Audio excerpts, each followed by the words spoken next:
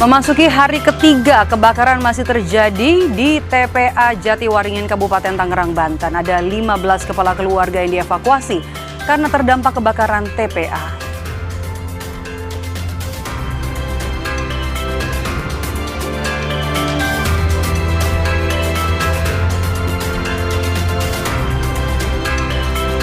Polisi gelar rekonstruksi kasus penganiayaan berat dan penyekapan seorang perempuan di Bandung, Jawa Barat. Dalam rekonstruksi tak ada penolakan dari tersangka. Tersangka Taufik Hidayat mengakui seluruh perbuatannya.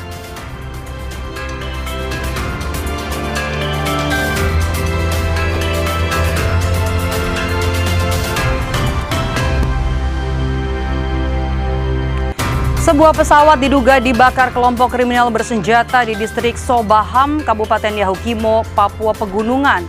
Pesawat Pilatus milik Associated Mission Aviation dipiloti Nick Gosselin membawa 7 orang penumpang.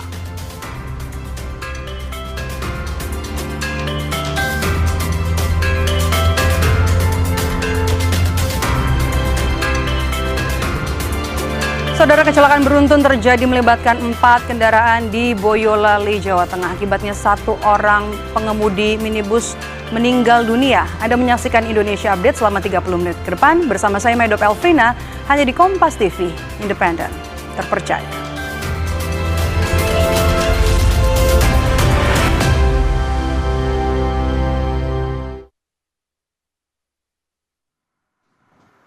Memasuki hari ketiga, kebakaran masih terjadi di TPA Jatiwaringin, Kabupaten Tangerang, Banten.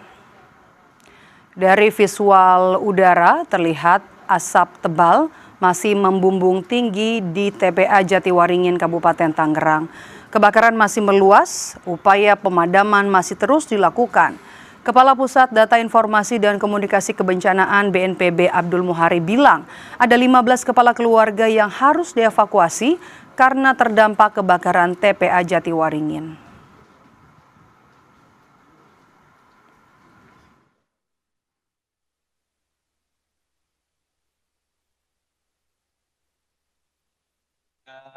Lima 15 kakak yang kita sudah evakuasi sementara karena tempat tinggal saudara-saudara ini ada di sekitar TPA Jatiwangi. Dan kemarin ini terdampak asap pekat karena evakuasi sementara, dan kita harapkan memang 3 hari ke depan supaya saudara-saudara kita ini bisa kembali ke rumah masing-masing. Asap putih masih membumbung tinggi imbas dari kebakaran TPA Jatiwaringin. Untuk mempercepat proses pemadaman, BPBD mengerahkan 2 helikopter waterbombing. Selain itu, ada 7 mobil pemadam kebakaran yang juga dikerahkan untuk membantu proses pemadaman.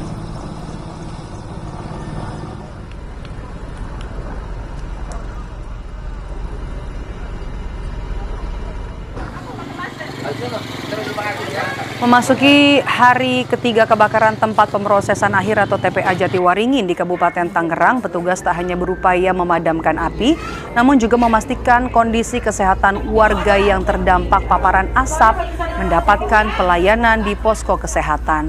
Satu persatu warga mendatangi posko kesehatan yang didirikan Puskesmas Sukadiri, Desa Gintung, Kabupaten Tangerang untuk menjalani pemeriksaan kondisi kesehatan mereka pasca terpapar asap. Setelah diperiksa, warga juga mendapatkan obat-obatan. Kepala Puskesmas menyebut sedikitnya 90 warga telah diperiksa kesehatannya. Selain menyediakan posko kesehatan, pemerintah desa juga membagikan masker sebagai upaya mengurangi risiko paparan asap kebakaran. Dampak langsung dari asap kita masih belum melihat ya. Biasanya harusnya ada infeksi saluran napas. Kalau yang alergi biasa terjadi sesak napas atau asma. Tapi kalau sekarang masih kita pantau yang banyak justru hipertensi. Mungkin karena bencana ya. Jadi tidur juga berkurang sehingga orang tua itu utama itu berdampak ke tensinya yang naik. Ambulan kita standby kan 24 jam di lokasi ini. Ini akan kita lakukan termasuk pemantauan udara juga kita lakukan sampai kebakaran ini teratasi.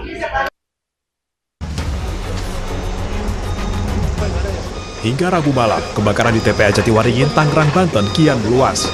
Upaya pemadaman terkendala angin kencang dan sulitnya akses menjangkau titik api. Api yang membakar tumpukan sampah di TPA Jatiwaringin masih menyala di sejumlah titik. Asap tebal juga masih membumbung dari gunungan sampah hingga menyelimuti area TPA. Petugas terus berupaya memadamkan api. Pada Rabu siang, BNPB mengerahkan 1 unit helikopter waterbombing untuk mempercepat proses pemadaman. Banyaknya titik api dan kencangnya angin serta sulitnya akses pemadam menjangkau titik api menjadi kendala pemadaman. Pemerintah Kabupaten Tangerang juga telah menetapkan status tanggap darurat atas kebakaran yang melanda tempat pembuangan akhir ini. Kepala BPBD Kabupaten Tangerang menyebut warga terdampak dievakuasi ke kantor desa. Asap itu sendiri menyebar ke pemukiman, ya, mengganggu pemukiman. Akhirnya kami atas arahan Pak Bupati, wilayah masyarakat yang berdekatan dengan TPA, khususnya RW 14, warga masyarakat desa Tanjakan Mekar, Kecamatan Rajek, dievakuasi ke kantor desa Tanjakan Mekar. Kurang lebih 30 kakak dan secara berangsur bertambah, ya, menjadi 60 jiwa. Sekitar 62 jiwa, ya, dari 30 kakak tersebut. Wahana Lingkungan Hidup Indonesia atau WALHI merespon soal kebakaran TPA Jatiwaringin. WALHI menyebut upaya pemadaman juga harus disertai dengan penutupan celah kobaran dengan tumpukan tanah. Karakteristik kebakaran ini kan dia kebakaran di seperti sekam kan, dia di bawah gitu, dan itu tidak cukup kalau kita hanya soal menyiram air.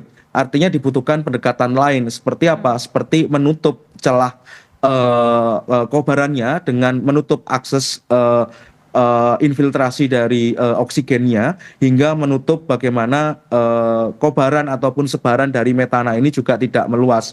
Nah, ini bisa menggunakan metode tumpukan tanah sebenarnya untuk apa? Untuk memadamkannya, ataupun menggunakan teknologi yang memang bisa untuk memadamkan api, terutama yang dihasilkan oleh gas yang bisa memicu panas. Nah, metodenya ini hampir sama kalau kita bicara kalau pernah melihatnya di kebakaran di gambut begitu. Ya. Memang harus ada penanganan khusus, dan ini memang harus menjadi pengetahuan untuk kebencanaan kita begitu, bahwasanya memang ada pilihan-pilihan yang harus dipilih.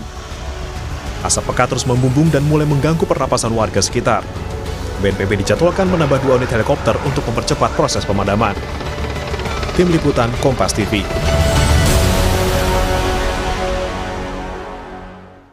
Saudara, tumpukan sampah di tempat pembuangan sementara atau TPS Bakti Jaya Depok, Jawa Barat menggunung, bahkan hingga meluber dan menutupi ruas jalan di sekitarnya. Sementara tumpukan sampah di kawasan Cakung, Jakarta Timur yang sempat menutup jalan telah diangkut Pemprov DKI. Tumpukan sampah terus menggunung di TPS Bakti Jaya, Depok, Jawa Barat. Tidak hanya menggunung, sampah bahkan meluber hingga ke jalan. Sampah sebagian besar merupakan limbah rumah tangga dari 9 RW di kawasan Bakti Jaya. Kondisi ini telah berlangsung selama berhari-hari pasca longsor yang terjadi di TPA Cipayung. Akibatnya, mobilitas warga terhambat. Biasanya di TPA Cipayung lagi longsor, itu perlu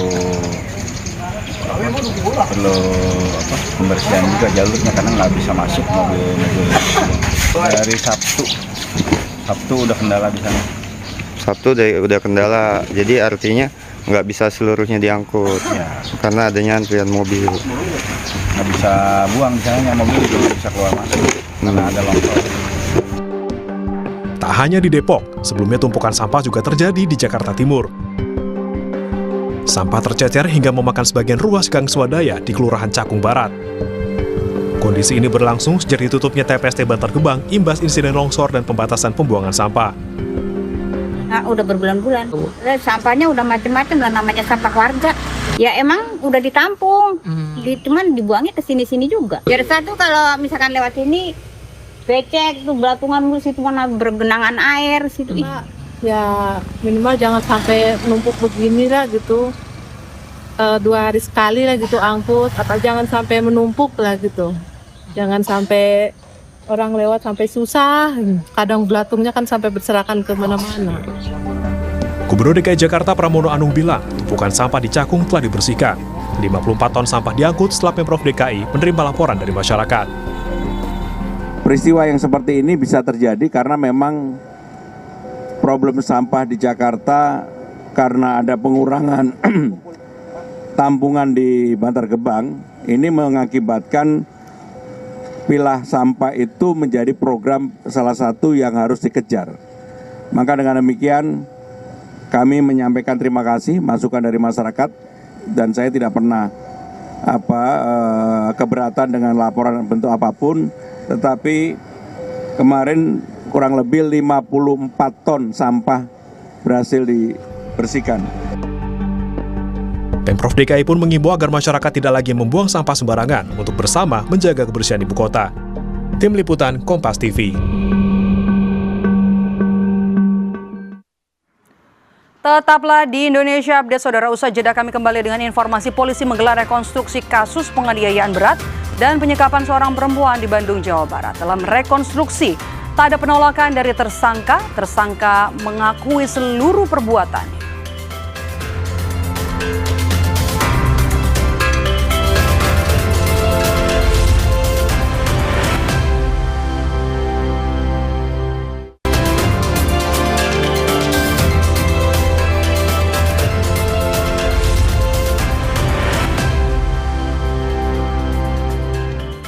Saudara, pesawat jenis Pilatus milik Associated Mission Aviation dilaporkan diduga dibakar kelompok kriminal bersenjata di distrik Sobaham, Kabupaten Yahukimo, Papua Pegunungan, Kamis siang. Pesawat dengan nomor registrasi PK-RCY terbang dari Bandara Wamena tujuan lapangan terbang Ifedik, Kampung Balinggama, dan akan kembali ke Wamena. Dari pantauan udara, badan pesawat hangus terbakar dan tersisa hanya puing pesawat. Diduga saat mendarat di lapangan terbang, pesawat dibakar KKB. Pesawat Pilatus milik Associated Mission Aviation dipiloti Nick Gosselin membawa 7 orang penumpang. Aparat keamanan masih berupaya menuju lokasi untuk memastikan kondisi para penumpang dan pilot.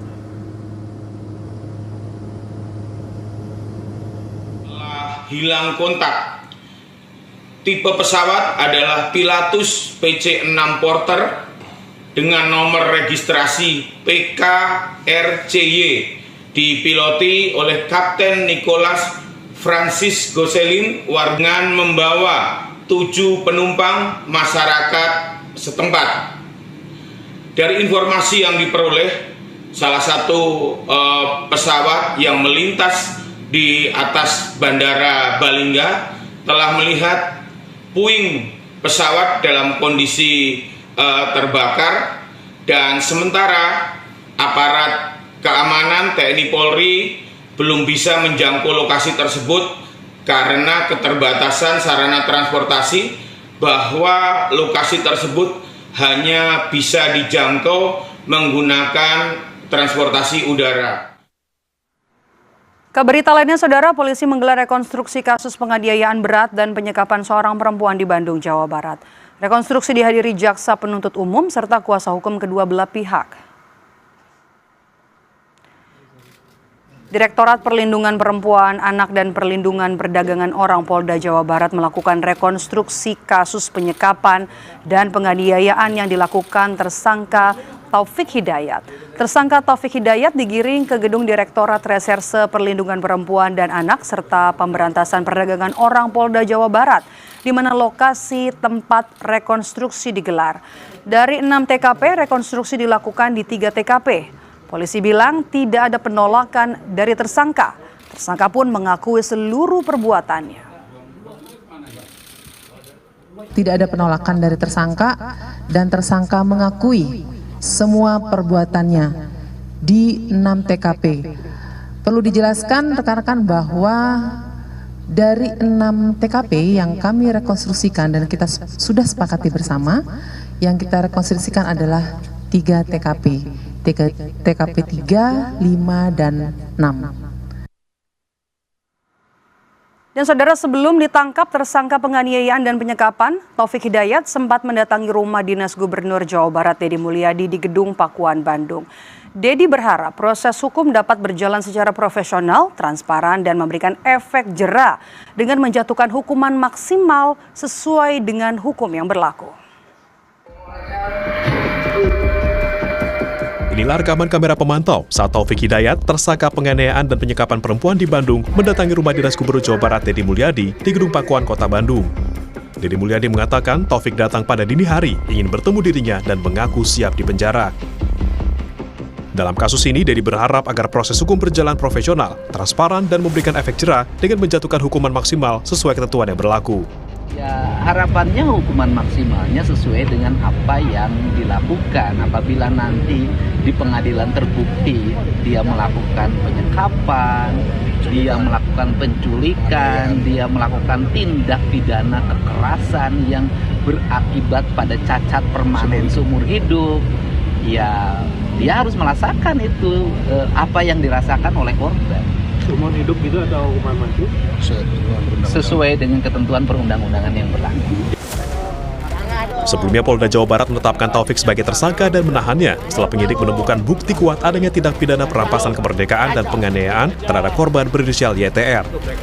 Penyidik mengungkap kekerasan terhadap korban terjadi sejak Mei 2024 hingga Juni 2026. Selama kurun waktu tersebut, korban diduga mengalami penyiksaan berulang hingga menyebabkan kondisi fisiknya memprihatinkan. Polisi menjerat tersangka dengan pasal berlapis, yaitu pasal 446 dan pasal 451 KUHP tentang perampasan kemerdekaan dan penganiayaan dengan ancaman pidana maksimal 12 tahun penjara. Tim Liputan Kompas TV, Bandung, Jawa Barat. Berita selanjutnya, Saudara, Polres Timor Tengah Utara NTT telah memeriksa 3 anggota DPRD yang diduga melakukan intimidasi terhadap Dr. Icha Pakainoni.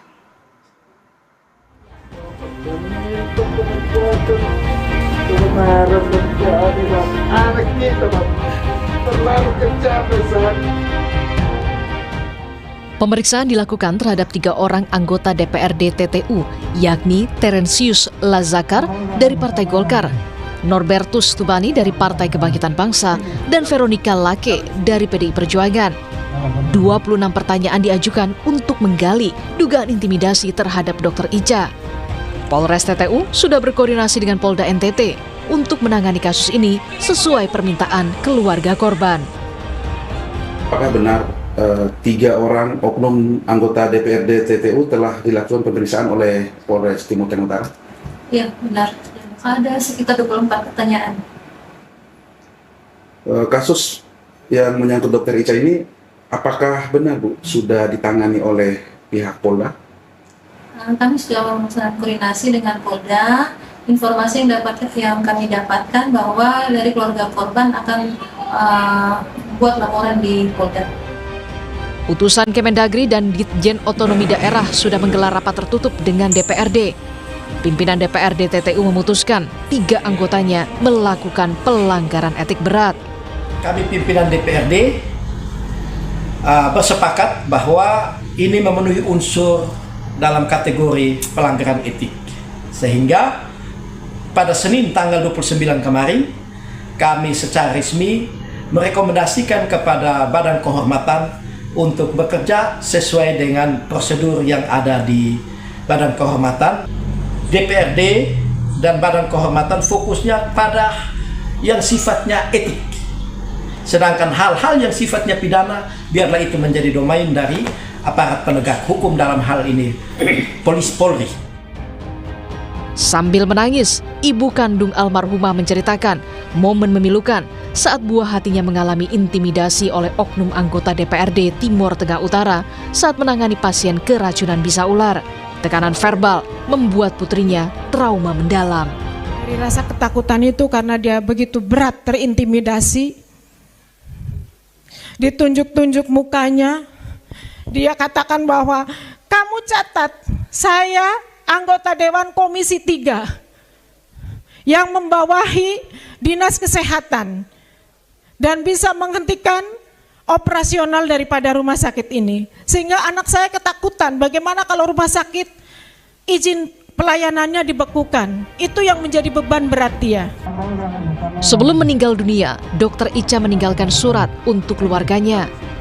Dalam suratnya, almarhumah Icha menuliskan masih merasakan trauma mendalam saat kembali bertugas di Rumah Sakit TTU. Tim Liputan, Kompas TV.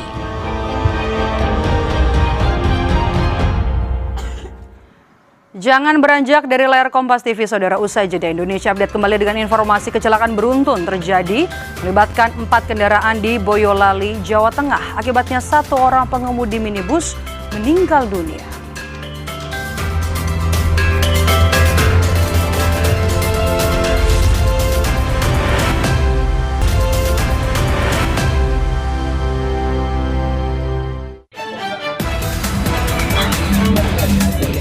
Sebuah mobil melaju tak terkendali dan menabrak sebuah warung di Denpasar, Bali. Detik-detik kecelakaan di Jalan Ahmad Yani Utara, Denpasar, Bali ini pun terekam CCTV. Warung ayam geprek ini pun tertabrak mobil. Akibat hantaman, 2 orang pedagang mengalami luka bakar karena tersiram minyak panas. Kedua korban langsung dibawa ke rumah sakit untuk mendapatkan perawatan. Sementara, polisi dari Satlantas Polresta Denpasar masih menyelidiki penyebab kecelakaan. Kecelakaan beruntun terjadi melibatkan 4 kendaraan minibus, truk kontainer, bus penumpang, dan sebuah pickup terjadi di Boyolali, Jawa Tengah. Kecelakaan bermula saat minibus melaju dari arah Semarang menuju Boyolali. Pengemudi minibus diduga mengantuk hingga kendaraan oleng ke kanan dan terjadi tabrakan beruntun. Akibatnya, 1 orang pengemudi minibus meninggal dunia. Sementara, 4 kendaraan yang terlibat kecelakaan dibawa ke kantor unit Gakum Satlantas Polres Boyolali untuk penyelidikan lanjutan. Mobil pemadam kebakaran yang hendak menuju ke lokasi kebakaran terguling setelah dihantam truk tangki di Jalan Pantura, Demak, Jawa Tengah. Kecelakaan bermula saat mobil damkar yang hendak menuju lokasi kebakaran terjebak kemacetan, lalu melawan arah hingga tertabrak truk tangki. Akibat kerasnya benturan, mobil damkar dan truk terguling serta mengalami kerusakan parah. Meski tidak ada korban jiwa, namun 2 anggota damkar mengalami luka ringan, sementara mobil damkar dan truk tangki alami kerusakan parah. Akibatnya, Jalan Pantura Demak sempat mengalami kemacetan. Saudara, kami tutup Indonesia Update hari ini. Terus perbarui informasi Anda hanya di Kompas TV Independen Terpercaya. Dan sesaat lagi akan hadir program Borgol bersama Tili Riabella. Saya Mado Pelfrina. Sampai jumpa.